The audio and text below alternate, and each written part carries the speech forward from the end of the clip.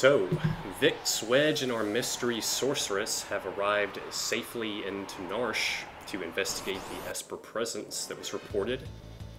And one of the first things you notice about Narshe is how steampunkish it might be.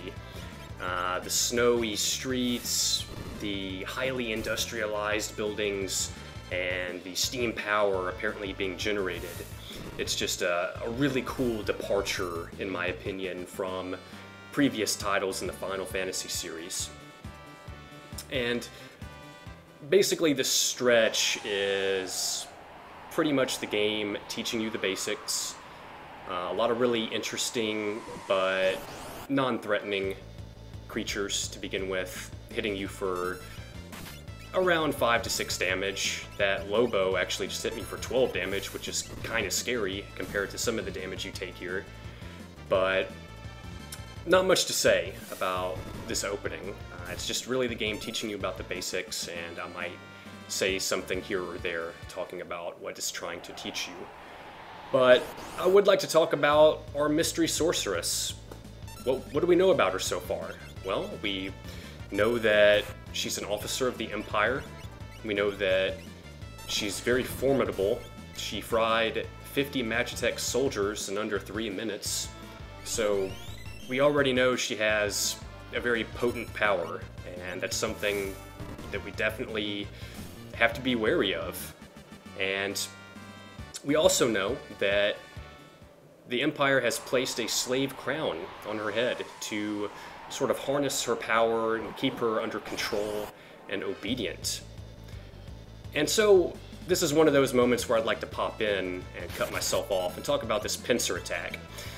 This is one of the more unfortunate battle formations you can actually find yourself in, and honestly, as many times as I've played the game, I don't know all of the details of the pincer attack, but I do know if you get hit in the back, you are going to take increased damage, and you're not going to be able to defend like you would if you got hit frontally.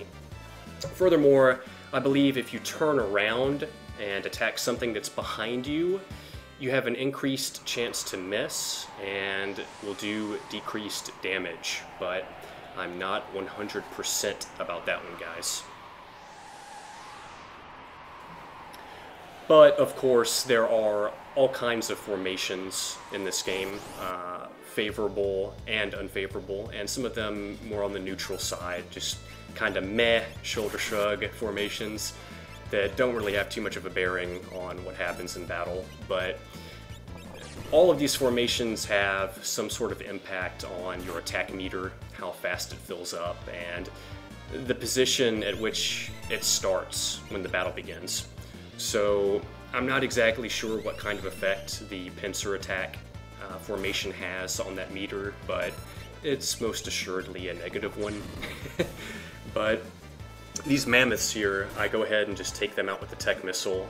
They actually have an ability called Tusk, if I'm not mistaken, and it has the capability of hitting you for scary amounts. And not just early on in the game, but later on in the game when you run into creatures like it. So I just sort of play cautiously and take them out early. It's probably not something to worry about at this point in the game, but you can never be too careful. So here we are at the cave, and we have Wedge talking about the frozen Esper yet again, and the reports that the Empire received. So as soon as we enter the cave, we're instantly ambushed, and we have a new set of creatures. Now that we're in the caves of Narshe, we're in a different location, and these things are still non-threatening at this point. Our Magitech armor is capable of killing them 10 times over, so we can continue on unaffected. But one thing I'd quickly like to talk about before we get to our first boss battle is the music in this cave. It's just awesome. There is lots of ambience throughout the game, and just really cool mellow tracks like this that set the tone and really sort of just build the atmosphere. So we have arrived at our first boss encounter. And this is essentially the end of the tutorial-like phase of the game, wherein we're learning the basics of combat and just sort of the bare essentials on how to survive. And here he is, Welk. This guy is very straightforward, and it's another example of the game teaching you recurring themes. And in this case, the recurring theme is boss mechanics, and bosses in this game are going to have different abilities and behaviors that you just kind of obviously have to adjust your strategy to. And in this case, the game straight up tells you how to beat the boss. Vix is basically like, hey man, don't you remember that briefing we had on that creature that does this thing? And Wedge is like, nope. So yeah, Wedge is kind of useless, but if you pay attention to what Vix says, then you learn how to defeat the boss in the dialogue before the battle even begins.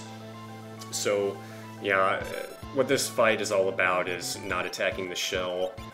Should you decide to attack the shell, it's not going to do any damage to the boss, and he retaliates with an ability called Megavolt, if I'm not mistaken, and it will do AoE damage to your entire team, which is ugly, very ugly thing.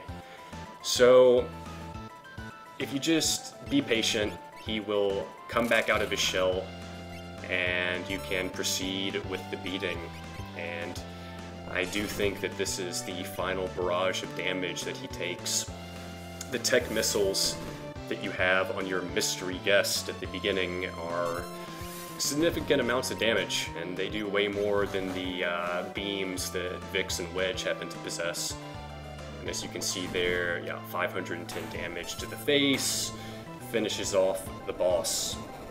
So that's that with the tutorial section of the game. Or is it? Yeah, a kind of interesting thing happens once I finally decide to move through this passageway here. I get ambushed by one final set of mobs before the cinematic, and it happens to be a pair of Vaporites, and I just happen to forget that they're resistant to lightning damage. And they're not only resistant to it, but they feed off of it. As you can see, they actually healed off of that damage, and that's something that creatures do in the game, especially later on. It can prove to be very deadly depending on how you've built your party. But here's where I'm going to cut out for a little while, guys. I'm going to let the next sequence play out, and I'll be back at the end.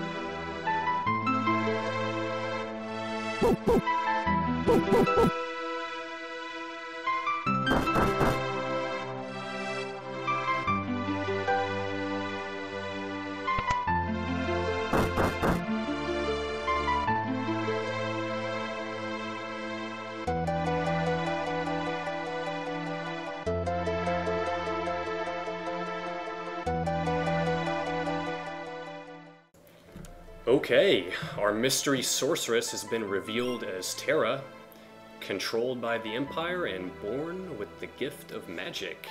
And this kind old man here was so generous to help us escape from the Narshe guards. We'll learn more about him in the future. And we're officially on the run. The soldiers of Narshe want us. We're an officer of the Empire, and they want that Magitech armor as well. And we're gonna get the hell out of here. We're not gonna mess with them whatsoever. You guys also probably saw me pick up that elixir behind the clock.